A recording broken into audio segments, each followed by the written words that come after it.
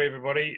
We're doing another podcast with another keen hunter, but if you're watching the videos, you'll see he's also a keen CrossFitter, not just keen. This man has been to the games, and so now I'm talking to a second person who's been to games 2019. Bro, how was it? Well, the floor was no good and the heat was hot. yeah, it was pretty warm. Like I was saying to you before, we were just talking before. It was a hell of an experience, that's for sure. To be actually out there competing with all those high level athletes was something to definitely cherish. But yeah, there was, just like hunting, I guess, there was factors involved that you've got to take into account, like the heat and the surface, and I don't know, just even the time difference and stuff like that. But yeah, I was hugely thankful to have that opportunity to be able to go over and do it and represent my country and people at home in my gym and whatnot. So it was a real honor, to be honest. One of the thoughts I had, and it was, I guess it's one of those things that you don't know until you get there and you get involved with it. So how much sort of competition had you done, and how had they gone, and then what was it like being in that international level? I mean, like I'm a bit long in the tooth.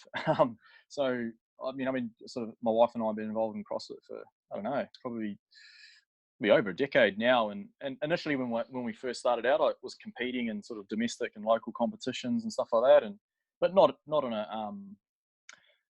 I wouldn't even say an elite level, sort of like your general RX level. So, and then fast forward to now, probably hasn't been a lot of competing at all, because obviously a lot of my time gets taken up with hunting and traveling and work and business and whatnot. So I probably wouldn't have said I've competed a lot at all in the last 3 years. But going to a competition like that, yeah, I guess there's, as anybody would have, there'd be some sort of level of nerves going into it.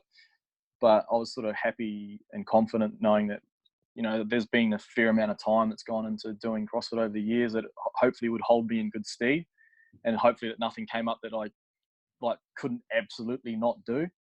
So I was kind of thankful with that sort of money in the bank, I guess. But at the same time, when you're competing at that level, as you probably know, like some of those athletes out there are just like, it's just a whole nother tier in terms of like athleticism and yeah, it's sort of hard to describe until you're actually standing on the start line and it's 3, 2, 1, go, and there's a guy like Ben Smith beside you who's a multiple games veteran and a games champion, a couple of lanes down from you, and just his old mate from New Zealand, your two Bob Hunter lining up beside him. So yeah, it's sort of surreal, but at the same time I was confident that I could do whatever was presented in front of me. And it just kind of played out like that I was able to participate up to a point. Yeah, man, and you said, like, it could have been worse. There was plenty of guys in your heat that just couldn't get through it, and then in yourself, you were getting even a few mentions on the commentary. I was like, oh, they couldn't say your last name properly though. Yeah, I kind of figured that was funny, because when you go to like register and you go through an athlete orientation, there's actually a station that you go to and they get you to say your name into the microphone, and they must like pre-record it for commentators and stuff. And I even still they weren't able to, probably, maybe it was my accent, I don't know, but I didn't actually hear any of that. Or I haven't watched the videos of it all, to be honest. But yeah, I could at one point I could hear my name getting called out. But yeah, again, you're like, when you're in the heat of battle, you don't really take much notice of it, to be honest. And it was kind of chaotic, because it was like, I can't even remember how many guys were on the floor, but there was quite a number of us in the heat. So you sort of like focus on task at hand type scenario. But yeah, it's really hard actually, like reflecting on it now, talking to somebody else about it. I haven't had really a chance to do that, because I've only been home for a few days. So yeah, I'm sort of like jogging things through my memory of like what that moment was like to be out there with some of those guys, and the lead up to it, and even post it, talking to other athletes and how they felt they'd performed and the things that they got caught on and all that kind of stuff. Even some of the guys that are probably considered elite top 20 athletes that really struggled with some of the movements, for instance. Like, it was interesting hearing other people talk about how the workout, or what the effort, how it was constructed, how it was really tough for them too. So yeah, it was good. It was I think it was good programming, and quite a good way to like a stepping stone to like really earn those spots in every cut, I think. So yeah, I liked it. I like the new format, and I like the way that it's more international, and I like the way that to be in that top 10 on the final day, like you've got to be a legit athlete in all domains. Yeah. And what was crazy was, like you say, even Pat Vellner in cut one got caught up, and he's been on the podium and then didn't make the top 10. It was just like, oh wow, absolutely. This is something different and something amazing. And I think I like that. It's the same with like hunting. Sometimes the odd spanner in the works, kind of like, I don't know. It's for guys like that, for instance, that are at the top end or at the high level like that, probably may have been frustrating because it kind of didn't play to their strengths in some situations. But I kind of like that when you like throw a bit of a cat amongst the pigeons and there's like a new dimension and a new challenge to it. I kind of like that. The more weird and awkward and oddball for me, the better. And it's similar to like being out in the environment when you're out hunting or doing stuff in the outdoors. Like, I guess most outdoorsmen, they thrive with that sort of like unknown sort of scenario, and you kind of like that. And some people thrive in it and some others don't, I guess. Yeah, I guess it's that doing all that you can to prepare, taking an educated guess at something and going for it. Even myself, I was double, triple checking my GPS in the map to think, can I get down this spur? But the other week, but also was a little bit hairy. It was safe and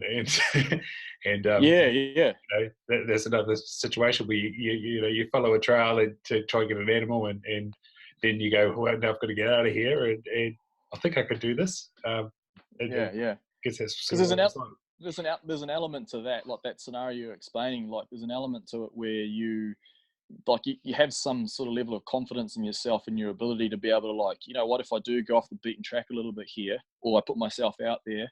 Like for me, going to the games, for instance, was putting myself out there. Like, so, the having that background in outdoors and doing the stuff that we do, like, I'm kind of uncomfortable but comfortable in that situation, if it makes sense. Like, I know it's going to hurt, or it's going to be foreign, or the environment's going to be different, but that's, for me, that's something that's relatively familiar, and just the stuff that we do in the outdoors. Like I thrive and I live for that scenario in the bush. Like I live for the change. I live for the I love the trips where things sort of go a little bit sideways and you're having to make up ground or come up with a new plan on the fly. Like I like that scenario. So the CrossFit was going to the games was sort of like a almost like fanatical extension to that a little bit. But like I said, I'm not taking anything away from anybody else. Like there was some amazing athletes out there, and I watched them actually perform like with my own two eyes. It was phenomenal. Yeah.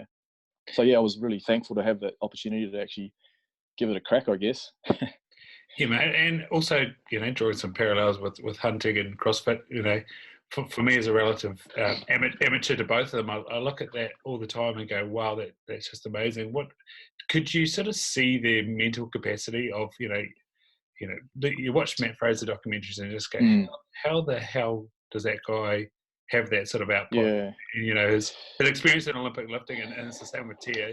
She's got that experience in Olympic lifting, which seems to be the edge at the moment. But I think all those guys at that level, at that top level, and I'm talking with me totally removed from that. Like I'm just talking from as an observer and someone that coaches and been around CrossFit and for a little while. Like being in say the warm up hall, or even just within the sort of vicinity of those guys, and you can kind of just tell, they're very focused about what they're doing, even though they may be sort of joking around and come across pretty relaxed. But I sort of had the feeling that these guys, they've excelled at something in their lives, whether it's sport or something. They just have this ability to be able to apply themselves to that thing, and that thing for these guys was CrossFit. It's a multi sort of domain, multifaceted type sport, I guess.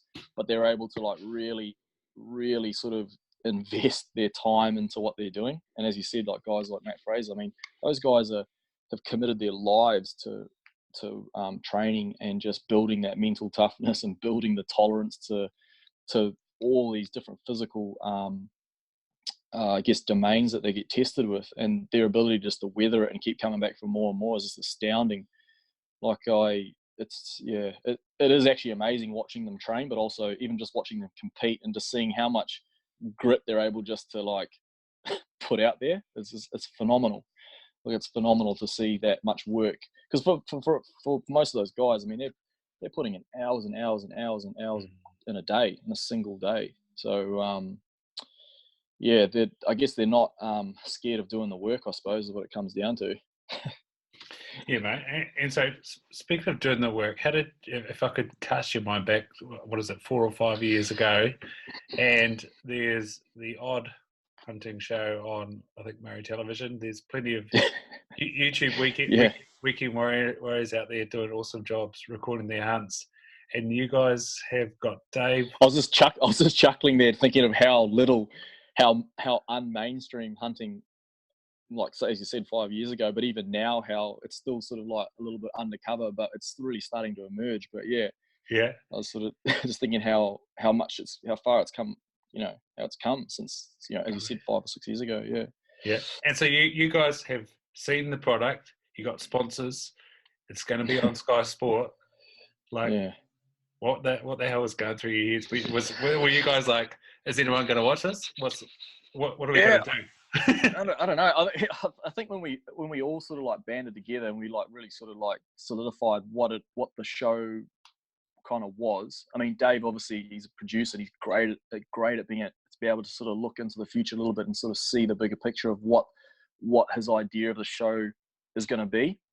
But as us as hosts and hunters on the ground, sometimes you're a little bit removed from that. You're just thinking like logistics, you're thinking hunting, you're thinking the technical stuff to get the job done.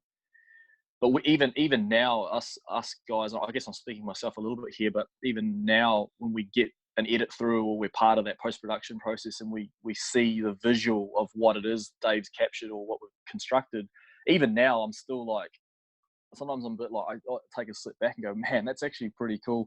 I can't believe we've got to a point where we're able to convey this to people outside our, I mean, because if you're a hardcore diehard hunter, like, you're living that, like, you're out there doing it and you know what that feels like, you know what it smells like, you know how arduous it can be, you know what the glory feels like when you get that animal that you've been chasing, but to be able to like capture it in like digital media and be able to share that with someone, say, in, I don't know, that's never been hunting before, and to be able to convey what those emotional and physical things feel like I guess in video is quite satisfying, but at the same time surreal, because you don't, like, I almost feel like I'm removed from it. Like, I don't often watch a lot of the full episodes on TV.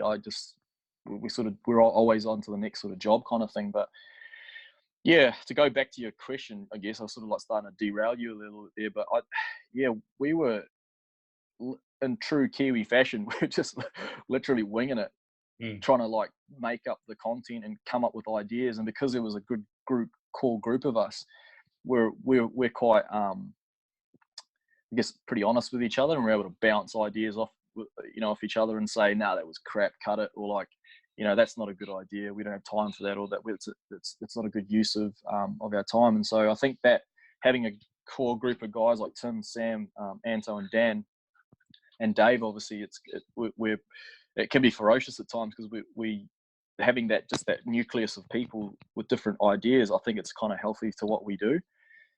So even though it seems like at times it's a little bit like, to me anyway, like we're just sort of flying by the seat of our pants, there's like a sort of organized chaos. But it works for us. It really works. I think it really does work for us. But I still pinch myself a little bit and go, man, we are actually doing this like 5-6 seasons deep, and we're still going, oh, that's right, we're still making TV. So that's pretty cool. Yeah, man, and it must have been, somewhat relieving that somebody wanted to sponsor the show and get gear to you. Like, was the pitch like? Did you have some pilot footage or what? Yeah, well, absolutely. I mean, initially this was Dave and Dan and Sam. The real grunt work had to, it's like anything. You're having to pitch an idea to somebody and trying to captivate them enough to go, you know what, I think this is worth a shot. And so, I mean, all that sort of stuff, all the kudos can go to Dave there, because I mean, he was the guy knocking on doors and making it happen. And fortunately, we were able to rub shoulders with the right people and who actually believed in what we were doing at the time and thought, this is new, it's interesting. They believed in like the values that we were trying to like portray, and as a result, we've still got those people behind us. Like Red Stag Timber, like Marty, he took a shot at us, what is it, like 6 years ago now, and he's still there with us, backing us all the way. And and he's even out in the field with us at times. And he's just one of those guys too. He's just a good, keen man himself, and he sees the value in what this is and how it portrays New Zealand and the people that do what we do. So I think he's a real good guy to have in your corner, just like all the other guys and sponsors that we have in our corner. Is like they've been there since effectively day dot, and they've been able to help us sort of like get it out there, I guess. So we're fortunate in that sense, from that perspective. But at the same time, like I said to you, sometimes from our end it can be like organised chaos, but we make it work. I think it works like that. I don't think it could be. We don't want to really make it too. I don't know what the term is, but like we wouldn't want to be too like straight up and clean cut and dry about it all. That's just not the nature of what we do.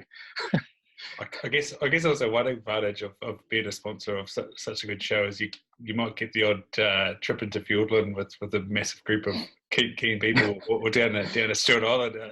Yeah. Hey, there's some perks for sure for those guys, and we definitely we foster that. Like we want the guys to be involved, and I think that relationship. I think, not to speak out of turn, but like our relationship with some of the guys that back us and our sponsors, like it's an actual like relationship. Like the guys from Traeger come down and come hunting with us. Marty comes hunting with us, like, and we're not just talking about like a sort of walk in the park type situation. Like they'll come on some serious expeditions with us. I know definitely Marty has, and everybody, the guys from Stony Creek have, and a number of guys that we're involved with have been either out in the field with us or have pretty much have had some, real-time part to play in some of the hunts and expeditions we've done. So I think it's important in what we do, like to have people that are, it's not just a case of like, here's a product, like we want you to wear it. Like we're not really about that. Like for us, within our group, things have to meet a certain sort of credential for us to go, yep, this is something we want to like stand by. And so, and I guess that's a two-way street too, they see some benefit, and maybe what we stand for is something that they can associate with their brand, for instance. But not a huge focus for us, but we're definitely thankful and appreciative of the people that have backed us, that's for sure. Yeah, absolutely. And Dave's not only a true professional, but he's not afraid to carry big loads up steep hills. And I think one of the best pieces of TV history has got to be him going up that spur in Fiordland and just being soaked, drenched, carrying that camera. I admit, man, like that in the time I've known Dave and the hunts and I don't even know how many days on the trot we've done trips, and it's like that guy, he takes a flogging real well. Like he's happy to throw that heavy pack on and just get stuck into it. And that was one of the things that struck me when I first met Dave, or not met him, but went in the field with him, that he was so keen and just happy to go through some suffering, even to this day now, to be able to be right there with that lens and capture some of that footage. And it's not an easy job. It's not an easy task for a cameraman to be doing that, man. Like, when you're hunting, you've got your kit and whatnot, and you're used to it. Like we've been doing it for years. But for Dave, for instance, it was something that he basically threw himself in the deep end with, and he's come out trumps on top. Like he's even physically, like I said, he's carrying so much more gear than we are at times. And we almost initially would refuse to carry his kit. We're just like, nah, if you need that and you bring on the trip, you carry it. But no, we've softened up a little bit on him now. Like anyway, I'll definitely help him out carry some gear. But yeah, man, he packs some kilos, that's for sure, eh? I remember one trip we were coming out. It was actually a trip we did in Australia, and we were climbing out of some real gnarly, like Victorian alpine country, and it was just a climb out. There was no up or down or sort of long. It was just vertical meters to gain, and we were fully loaded after, I think it was like a 7 or 8 day trip. I can't even remember now, but like we were heavy, like heavy meat, heavy bone, just heavy everything. And man, Dave, like we were just literally crawling to the finish line there. But it was like trips like that or situations like that, I kind of look over my shoulder and go, you know what? Take my hat off to you, man. You're out here doing it with us, and you've got all your camera gear, in addition to capturing like some amazing footage, So yeah, I always take my hat off to Dave, even though we give him a bit of stick from time to time. But like he's legit, man. He's out there carrying some weight around and capturing it all on camera. So he's a force to be reckoned with. Absolutely. And you bring up mountain country, Victoria, and and I said about YouTube warriors. What's it like losing your YouTube warrior mate to Australia? Oh man, well, I mean, like, I'm assuming you're talking to Jamie about Jamie. Like, yeah, he's. I was talking on a podcast not so long ago about Jamie, and like, yeah, he's just one of those guys. He's almost in the same sort of career as Dave. Like, he's either all in or all out. Like, and I like that about him, like, and that's, I think it's the same with YouTube and stuff. He's like, right, I'm going to start filming hunts again. And so we used to do that stuff way back when, but even now I'm the kind of guy that sort of sits in the back wings and go, oh yeah, that's pretty cool. But even back then, going back 10, 15 plus years, like, Jamie was always the guy that was capturing footage just for his own cattle, not to show anybody or whatever. It was just for his own catalog and his own, I guess, just his own records. And now, even like now, looking back on all that stuff, I'm really thankful that he did it, because I was taking the odd photo, but that was about it. And so we can go back and show our kids now, and we can show them the things that we did, even though that was so long ago now. We've even got like tapes, like old school tapes of videos that he, I think he's now converted into DVDs and stuff. But yeah, going over and doing that trip with him was awesome. It was sort of like being able to capture it for the show and go and do one of our, like, because we do a trip of that kind of nature most years.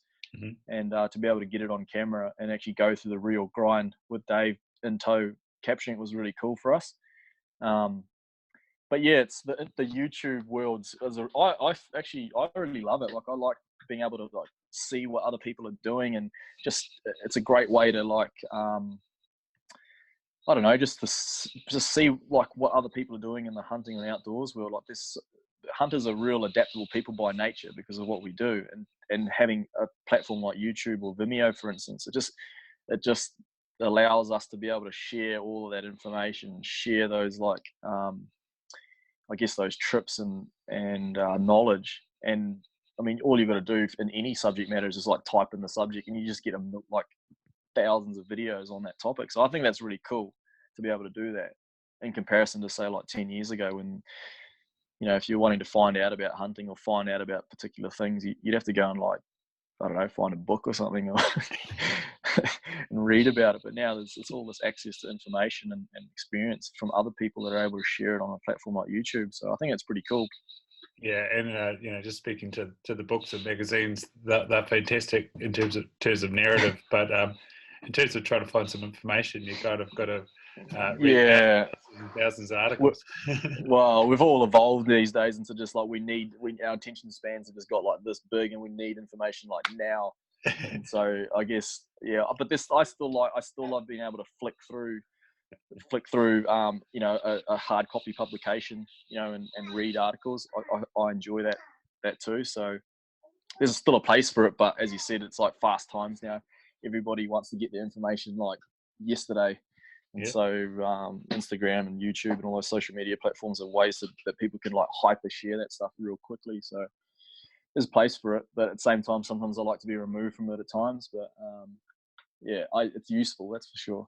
Yeah, no, just finished up a book about hunting wapiti, I think in about 1970s, and it was absolutely fantastic. Yeah, wow. Yeah.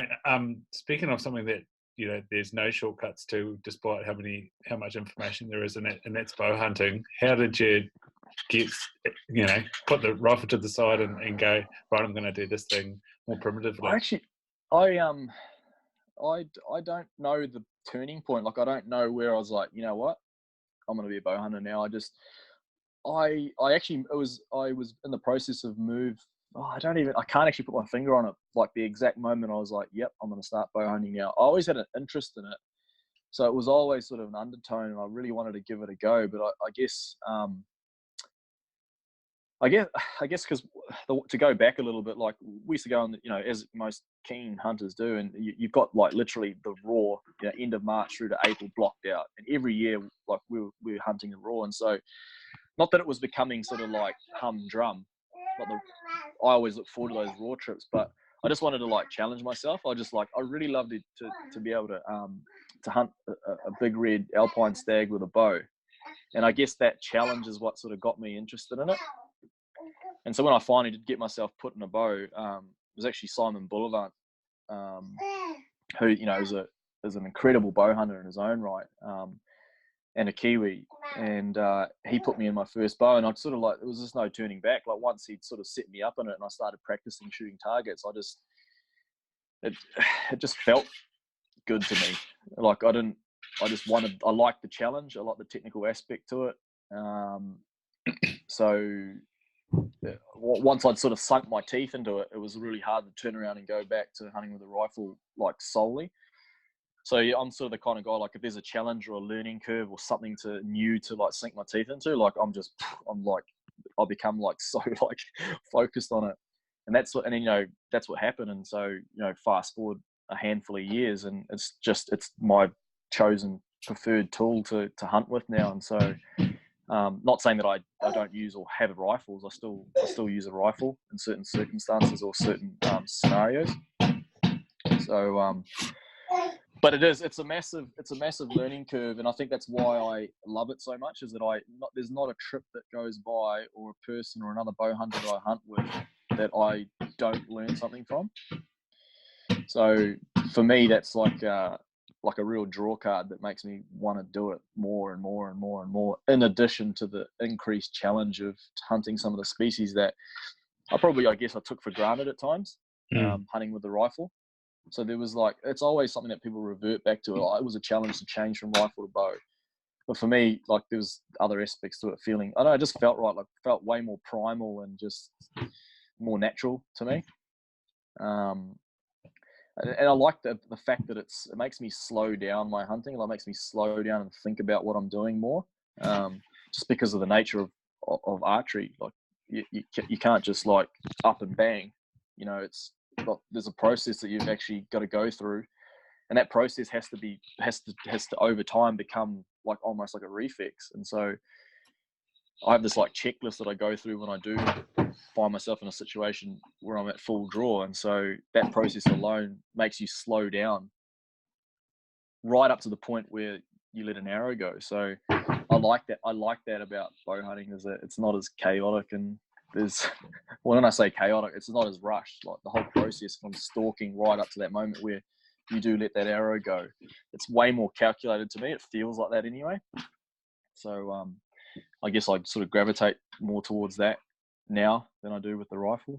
But I mean, I found myself out hunting with a rifle, you know, a couple of weeks ago, hunting roosts with a rifle, and I enjoy that because the terrain and the distances don't allow me to hunt with a bow in this particular area, but I still hunt them with a bow. So yeah, it depends on the situation, I guess.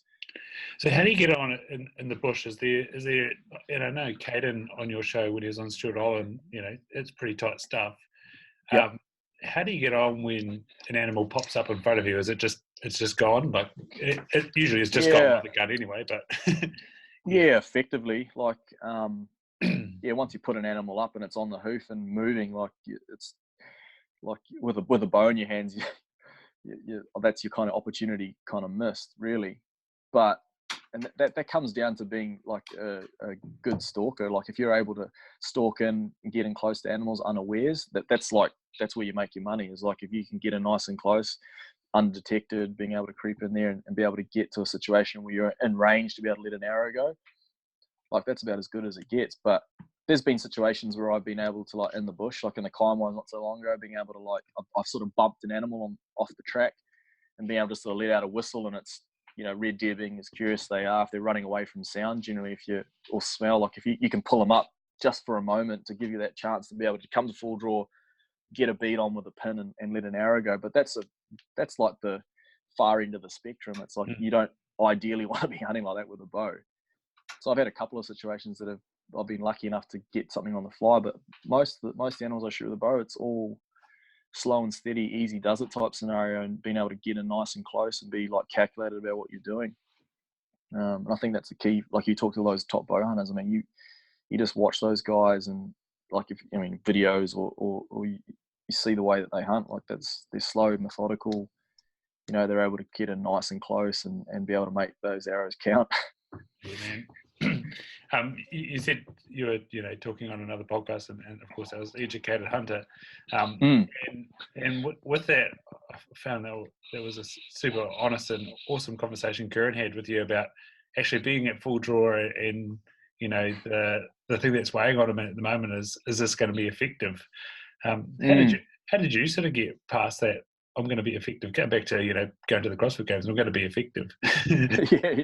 yeah. Well, I knew that there was a limitation to my effectiveness at the games, but with the bow, I actually remember going and seeing Simon Willevant in Auckland, and he was sort of fitting the bow out. Yeah, he was working with Advanced Archery at the time, way back then. And anyway, it was just him and I think, in the shop that day, and he was sort of getting me kitted out and going me through the basics and stuff. And he was just saying, like, I could actually remember him saying to me, going, like, don't even think about going out there and shooting animals until you're nailing that target and you're confident with shooting, 3 arrows on, like, whatever the size of the target was that he was showing me at the time. And so I just remember that sticking in my head, going, oh, well, like, as soon as I heard that, like, learning curve, I was like, bing. I was like, okay, I'm going to make that my job. I'm going to try and put those arrows touching at 30 meters. And I remember just going away and practicing what seemed like forever, shooting targets. And I remember a whole year went round, and it was like our annual raw trip, and Jamie and I went, and I made the decision to take the bow on that trip. And I remember getting, with all the practice that I'd had and all the confidence that I thought I had, I remember getting into this 8-point stag. He had like maybe 3 or 4 hinds of them. It was way up in the tussock open country. And I was like, this is going to be too easy. It's like first trip with a bow, with broadhead screwed on. I'm going to shoot a stag. This is going to be great. And I was really talking to myself like this. And I remember popping up out of the tussock to come to full draw. And then as I settled back into the back of my draw, I just realized that my release aid was flipped around, and the trigger was on the opposite side of my hand. And I remember just looking at the stag. I was only like 25 meters away, looking at the stag, and then kind of like looking out of the corner of my eye at my release aid. And I managed to I don't know what I was thinking, but I managed to like sort of flip my finger over and sort of like let this arrow go, and it just clean missed. Like, it just totally missed the stag standing 25 meters in front of me. And then in hindsight, I'd made another mistake. I forgot to look through my peep. I was just looking at the animal through my foresight, putting the pin on this animal. So luckily, I didn't make contact with this stag. But what it told me and reminded me, like, right there and then, is that I was nowhere near the stage where it was instinct, like the process was instinctive and second nature. And so after that trip, I just went back to the drawing board and just kept on practicing. And it was probably another 6 or so months till I'd actually moved back to the North Island at this stage, till I actually got out and shot a deer with that bow for the first time. And like, it was, to get it right was such a big confidence booster, because it made pay for all the practice that you're doing up to that point. But it is talking to Curran, it's a thing I've spoken to other bow hunters, it's quite common. It's like, if you don't have that confidence in making sure that your arrows are going where you want them to be, I mean, an ethical hunter anyway, like, it plays on your mind a little bit. You're like, damn, I don't want this thing to be injured, or like, I don't, it does jog through your mind about it when you are hunting. But I guess it's just like CrossFit and training and other things in your life. Is like you want to try and bank some practice and some money in the bank, so that when you do get in the situation where you are at full draw, that you've got it locked down, and and you're confident that in your process and in your accuracy and the distances and all that kind of stuff sort of locked away. So I guess I practice a lot. I try and shoot every day if I can, at minimum. Like, I'll at least shoot 6 arrows, or at least a quiver a day, like, at minimum, just so that process is always ticking over. But I can understand where Curran's coming. When I was talking to him about it, I totally appreciate it, and I commend him for, like, being able to go, just let down and go, I don't want to take that shot because it's too risky or whatever. I think that's the right mentality to have, rather than letting the arrow go and then regretting it because you've either hit him far back, or it's not a lethal shot. It's not a good feeling, that's for sure. Mm. And with elk season coming up in the States, you see plenty of the guys over there, shooting 100 meters to try and get a group at 100 meters so that they can feel confident at 40 and 30. Yeah, It's and just those mind that's a games. legit thing. Oh yeah, it's like money in the, like I keep saying, it's like money in the bank. Like having that accuracy and that practice under your belt. Like when you've got a bugling elk at like 20 yards and you're at full draw, like it's just, you've gone through that process. You're happy about your accuracy. You're happy about the range, and your job really is to like make sure that arrow is as lethal as it possibly can. And so placement and range and stuff need to be on point. So yeah, I mean, I can't even imagine what it'd be like if you did draw a tag, or you were in elk season and you had that big bull, dream bull, and for whatever reasons that arrow didn't find its mark, and you either lost the animal or something like that. That'd be a pretty hard thing to live down in my books. It would be anyway, but I know it happens, and it's not it's part of, I guess it's part of archery, but I guess it goes back to the archer and making sure that they're doing the practice and the time to make sure they're as lethal as possible, I guess, with that thing in their hand. Yeah, and I guess, for the rest of us hunters, it's sort of, the onus goes back on us, even if you're using a rifle to prepare. And that's one of the things that I'm quite stoked about getting back to New Zealand and being part of NZDA is, they put on shoots and join up with shooting clubs. And there's a few clubs out there that have ranges themselves, Auckland and Taupo and stuff, Yeah, absolutely. Getting out there and getting in various positions and testing yourself. Yeah, I think it's like anything. Like if you want to be, my old man, like he's always said to me, like, you always strive for sort of like excellence. It doesn't mean that you'll be excellent or you'll be the most elite long range shooter or the best archer, but as long as you're striving for that, like striving is the key word, is as long as you're like able to like try and practice and try and make sure that you're good at what you're doing, then that counts for a lot. It's if you're not doing it and then expect to go out in the field and kill that bull at 60 meters, well then and you haven't shot your bow for like 8 months, well then that's when the problems start to happen. But even in saying that, even if you are well practiced, I've been in situations where my arrow hasn't quite found its mark, and it's made things more difficult in terms of retrieval and stuff like that. Like it's so dynamic when you are in the field and you do have an animal standing in front of you and you're trying to make that lethal shot. But for me anyway, personally, I can't speak on the behalf of others, but having some practice time at the range or behind the trigger is definitely worthwhile. I can't stress it enough. I mean, it's an ethical thing to do, to be definitely accustomed to all your gear, making sure you know the ins and outs of it, and you know how to operate it like correctly and accurately, I guess. Yeah, and I don't know whether it's something that sort of speaks to our primitive brain or not, but I reckon hunters are the greatest visualizers out. They're often, like I say, checking the ins and outs of their weapon. Yeah. If something's at this, then I'm doing this, and I'm doing this, and I'm doing this. And, I need to aim here, and all this sort of stuff. Oh yeah. Where else do you use visualization in your life, man? Like, my wife's actually she actually drums this or reminds me a lot about it a lot. She's a great person to have in my corner, because she's always got the upbeat look on life, and visualization is a big part of some of the things she always reminds me about. And I think like every facet of my life, like I try and visualize the thing happening that I want it to. I guess it's that law of attraction, like if you could think about it happening, or you want it to happen, and you kind of invest in that thought, then the universe will bring it to you, that kind of mentality. And so that's something she taught me, like before I met her.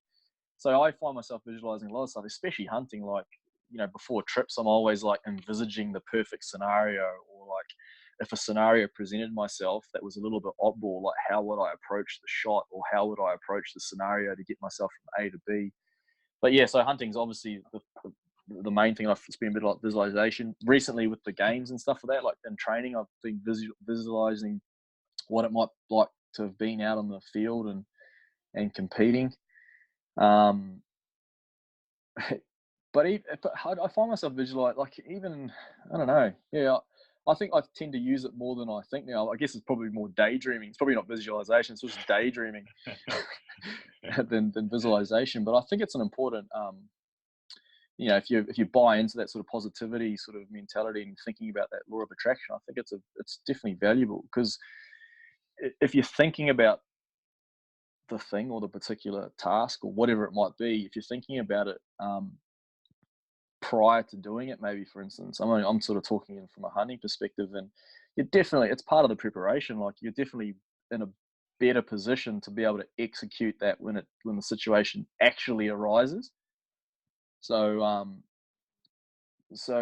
yeah, I think visualization is an important thing. I probably do it more than I think I do, but as I said, it'd be like a real fine line between daydreaming and actually like constructive visualization. Yeah. But I think I've got my wife to thank for a lot of that sort of like way of thinking. Because especially we're talking about the CrossFit Games, like going into it, there's a lot of doubt, even just like am I actually going to go and do this, or should I just like send in a look, sorry, I can't attend type scenario? But she was really sort of like she's actually the athlete, like Anna's the actual athlete. Like she's a far more accomplished athlete than I am, but she was the one in the background going, no, like take the universe has sort of brought this sort of towards you, to just take it with full force, seize the day and pig into it. And I sort of thought, well, you know what, you're right. Like, that's how I treat my hunting. Like, why would I treat this scenario any different? So I guess that's when all the visualization stuff came. But I can tell you what, it's pretty hard to do visualization when you sit on a rower for like 30, 40 minutes doing conditioning. Sometimes I just, like, it's almost brain numbing. There's no space for visualization. Yeah, the old Jim Carrey yes man doesn't quite cut it when you're in the heat of it, sweating everywhere. Yeah. I do find myself doing like in the heat of battle, like say doing a big climb, or like you've got a lot of like altitude to gain or lose. I do find myself visualizing. You can ask Jamie about it, but we have this thing called the control room. Mm-hmm. And it's just this mindset we have where we talk about it quite a lot. Like if we know, like when we're planning hunts, we know there's going to be a big burner somewhere in the trip. And like we always put on the map, like this is the spot, and like this is when we have to go into our control rooms, and just like this is literally like putting it into neutral or low box and just grinding away. But it's the mindset we live for that mindset. So we always talk about it, like who's piloting the control room when we get to this point on the map, So I don't know what Jamie's control room looks like, but my one's sort of almost like a spacecraft, and it's sort of like I try and when it's really hurting, we always try and sort of like backpedal into that, because it's a sort of a funny way to kind of get you through those real nasty climbs and whatnot. So I suppose that's a visualization tool I use when I'm hunting. But, yeah. No, it's one of my try next time I go back to Macintosh Plateau. There's 200 meters of elevation to get over before you get started. So it's always fun. That's it. Especially when you start at the same height, but you've got to drop down to get back up again. It's brilliant. Yeah, it's always the crux, is like if you've got to climb somewhere, you've got to get back down, and if you're down the bottom, you've got to get back up. So you better just to suck the lemon and get on with it. Yeah, mate. What's it like? Yourself and Dave, North Islanders. What's it like taking it down south? I think I messaged you maybe about giving Tim a hard time one time, but Yeah. Oh, look, it's good. Like the way that we've like spread out sort of throughout the country, like works for us. Like from a show perspective, like it's good having guys like spread out, because we can kind of target areas. And then in addition to that, we've all got different commitments outside of the show, so it allows us to be a little bit more flexible around what we're doing, like with family, work, business, and obviously the show. But yeah, like I probably find myself traveling more down than the guys coming up, just the way it works out with things like family and business and stuff like that. But I mean, the South Island's definitely not something unfamiliar to me. I've spent years down there hunting, and so like I actually really enjoy the big country. I kind of like cut my teeth down in those big mountains, and anyone that's ever hunted in the South Island, like done a lot of alpine hunting, like I don't know, it's just something that draws you down there, like. And not saying the North Island doesn't have that, like the Kaimanawas and the Ruahinis and parts of the Uawaras definitely have that aspect too. But I don't know, it's just different. I guess it's just different down there, but equally as awesome in the North Island in some patches. But yeah, like we're lucky in the sense that the guys, like as I said, we're spread out throughout the country, so it allows us to do, we can be hunting effectively anywhere in the country with any one of the other guys on the show. North or south, so I'm comfortable in any sort of scenario in terms of like whether it's in the North or the South Island. pretty hard to get their boys from the deep south out here though. Like old Sam, he's a real Southlander. So, but no, in saying that, he's come up a few times, or we've hunted a few times up here. I think I don't know if it's, yeah, I think it has aired. We did an episode up here last year. We did a bit of meat hunting, sort of like late summer sort of stuff like that. So yeah, I think we're fortunate because of the way that we're structured, that we're quite mobile. Like it's just a plane flight somewhere. That's the beauty about hunting in New Zealand. Like literally, you could be in downtown Auckland, you could be in Christchurch in a couple of hours, say, and then maybe another hour and a half to 2 hour drive. Like you're basically in the main divide. So there's not many places in the world that you can do that. Like Victoria, for instance, like you got to drive a fair way if you want to go back country. I'm talking like to go deep, then just it's a fair old hike to some of those parts. In the US, probably even more. Europe, Asia, maybe even further. So we're pretty fortunate that we can do that stuff in New Zealand, just literally on our back doorsteps. So North, South Island, I'm sweet with it all, to be honest. And so something I was talking to you about was, people coming here. How do you get on with going to Australia? Because it was something whilst living in Australia, I didn't look into. And despite talking to a couple of Aussies, I never got to that. Oh man, you should have, because you're in Ballina, right? You're like northern New South Wales. So it would have been like a 4 hour drive to Grafton area. Right. Oh man, you've got like Roosa sort of handy, red deer. There's wild pigs, high plains goats. Or there's a bunch of hunting to be done in New South Wales. Don't get me wrong. But yeah, I guess like it's an interesting one because there's a lot of traffic coming into New Zealand to hunt. Yeah. But there's not a lot of traffic sort of going the other way. Well, not that I know. I mean, I'm probably not in those circles, but yeah, it's, I guess the scenario that we've got in New Zealand, and probably even the same in Australia, is that, we've got all this public land that you can hunt, and, if you get the right sort of paperwork, you get your dock permit and you've got the right sort of licensing and stuff, then you can effectively turn up and hunt. And I guess because of the classification of species that we've got here, in terms of them being probably more viewed as a pest than a resource, then if it's, there's no sort of jurisdiction around sort of take or management on the species, on our wild game species, then I guess that scenario will exist for a long time.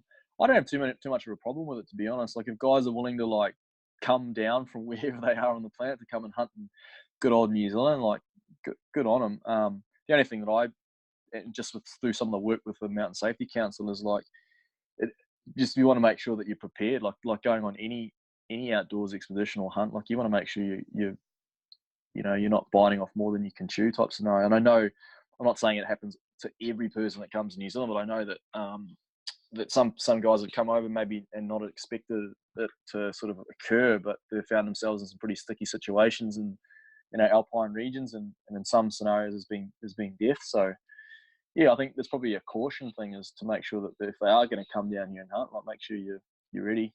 But in terms of talking about going out to hunt, I go to Australia probably at least a couple of times in the year to hunt. So there's so much opportunity to hunt there, especially Victoria. I mean, the legislation around hunting public lands different from state to state. I know New South Wales has some restrictions, and you have to have certain permits and whatnot. Victoria is probably more similar to New Zealand in terms of being able to hunt national park and wilderness country. Queensland's different, not allowed to hunt in some public areas. So a lot of the hunting that gets done is sort of fringe station country. That's like wild country, but it's privately owned in some scenarios. So the dynamics you'll have to get around to be able to hunt in those places. But it's just the same as, I guess, going to the US, is like being able to go over and get a tag over the counter and hunt certain units at certain times of years for certain species. But the beauty about that is that it's well managed, where, it's cut and dry. Like, exactly what the law is, where you can and can't hunt, the times, the species, the number of animals you can shoot, because they are endemic, or I guess they are endemic, or like native species to the area, that there's obviously has to be some sort of management around it, and it's quite a good system, whereas we don't have that in New Zealand, because none of our wild game species fit into that category. So and it doesn't look like it probably will change, I guess. But I did remember watching or reading something about Adam Greentree recently being over here and getting caught out and something like that. But he's an experienced guy. I mean, it was probably something that probably wasn't going to bother them too much. But I see that scenario happening a lot. There's like guys coming over from overseas and then finding themselves in a sticky situation for whatever reasons. Those are things that we probably we want to try and avoid, I guess. It's like putting people in danger just out of, I guess, lack of experience maybe, or the lack of knowledge of the area or the terrain that they're in, for instance. And definitely with Adam, it motivated me to start taking the PLB, especially because for sure. A lot of the time I've been going by myself, and so I've got a rhino, but that doesn't work if you're in trouble. And of course you guys have the inReach. You found that good. I haven't had any problems with it. I know I didn't actually to not discredit Garmin or what the situation that Adam was in. I'm not too sure that I need to sort of school myself up more on what happened there, but I haven't any problems with my inReaches. I take that pretty much everywhere I go, like whether it's for work or pleasure or whatever. It's always somewhere handy to me, just for safety's sake. But I haven't had any issues with it at all, and it's been a real godsend. Some of the boys could probably attest to it, because things like having children and having to film episodes like at certain times of the year when we've got wives at home who are about ready to burst, and being able to send out a quick message to say, hey, Chopper's coming to pick you up. That was get the hell home. Get home. Dan actually. I had a trip before Grace was born. I had a trip in Fiordland with Anto, and I was probably cutting it fine. But Anna was kicking me out the door, going, "Go and get it done," because you can see her moping around about it. Like, go and get the trip done. And so I went down, but we were like, from memory, it was like maybe a couple of weeks. I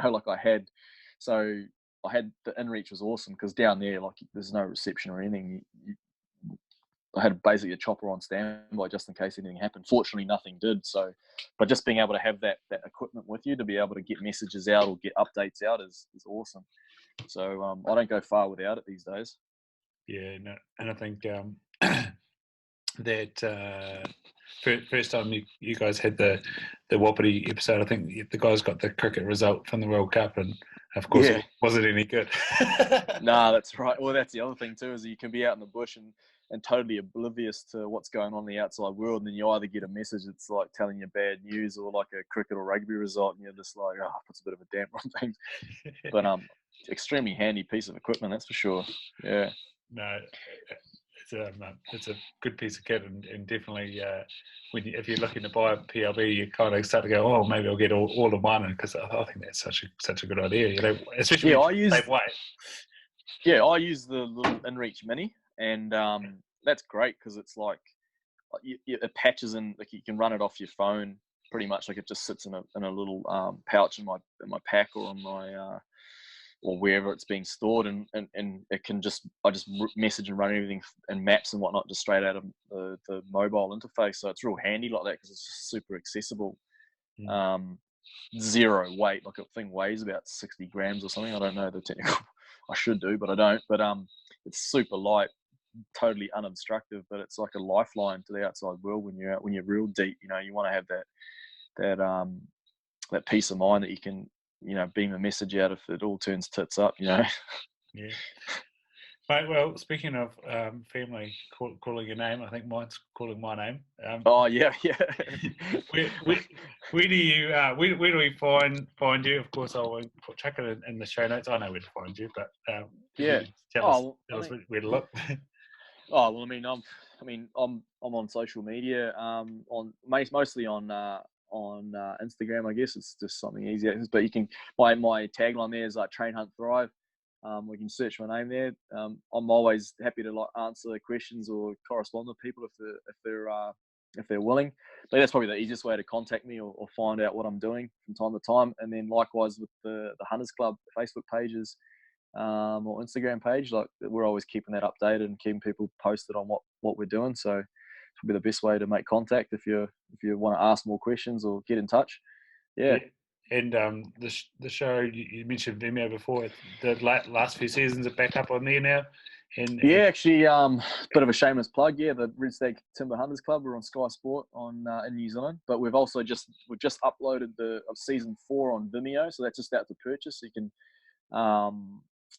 you can log on to Vimeo there and find out what season 4 entailed. In fact, I'll probably give you the discount code. It's MATES, MATES, if you want to get some discounted rates on the rental and purchase of those episodes. But yeah, season 4 has just been uploaded in the last couple of hours. So yeah, had a lot of people ask about that. So it's all open to all domains now, I think. So yeah. Nice. But yeah, what do we like? We think we're like episode 7 just aired on Monday night for season 5. So yeah, we've got some good content in the can, and season 6 looking pretty good too. So yeah, we're looking forward to being able to share what we've got so far with everybody. It's always a labour of love for us, so it's great to share it with everybody else. Wicked, man. No, it's cool to have such a quality show on telly, and like we said 5 years ago, there was nothing to. All of a sudden, we got 2. It's fantastic, mate. What would you like to leave us with? Thought, way you're living your life, or even a question if you got something you'd love some feedback on. No, I don't know. I guess something I leave with you was I don't know. Like just the discussion we've had about the things that we're passionate about, and I guess just my recent trip to the US with the games and stuff like this. Like, yeah, just being able to like sort of seize the day, like every opportunity that comes your way, whether it's in the outdoors or otherwise, and being able to like sort of really grasp it with 2 hands and sort of run it straight, just full send. Nice, mate. And that was absolute Kiwi way of terming it. Seize the day. I love it. Yeah.